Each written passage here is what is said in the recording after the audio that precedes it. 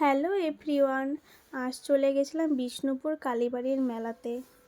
শুনেছি বিষ্ণুপুর কালীবাড়ির মন্দিরে মা করুণাময়ী রূপে বিরাজ করে। এই মন্দিরটি অনেক প্রাচীন এবং জাগ্রত মন্দিরের মধ্যে একটি।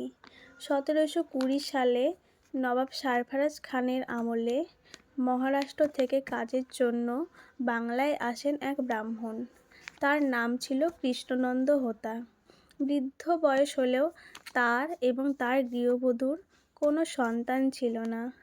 তখন মা তার স্বপ্নে এসে তাকে বলেন, আমি আসছি তোদের ঘরে। তার কিছুদিন পরেই তাদের ঘরে একটা কন্যা সন্তানের জন্ম হয়, যার নাম রাখা হয় করুণাময়ী।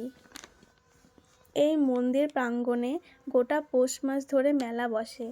এই বছরও তার কোনো অন্যথা হয়নি। এই মেলাতে তোমরা যাবতীয় জিনিস দেখতে পাবে, যেমন ঘর সাজানো থেকে শুরু করে বাচ্চাদের খেলনা, মেয়েদের সাজের জিনিস, লোহার জিনিস, কাঁসা পিতল এবং নানান ধরনের খাবারের স্টল। সব কিছুই বসে এখানে। আর আমি এই মেলা থেকে অনেক কিছুই কিনেছিলাম। আর এই মেলা শনি এবং মঙ্গলবার বসে, কিন্তু খোলা থাকে প্রতিদিন। আর ভিড় হয় শনিবার আর মঙ্গলবার। আর আমি চারিদিক ঘুরে ঘুরে দেখছিলাম। আর আমার মেলা ঘুরতে ঘুরতে প্রায় 9টা পার হয়ে গেছিলো। সেই কারণে অনেক দোকান বন্ধ হয়ে গেছিলো।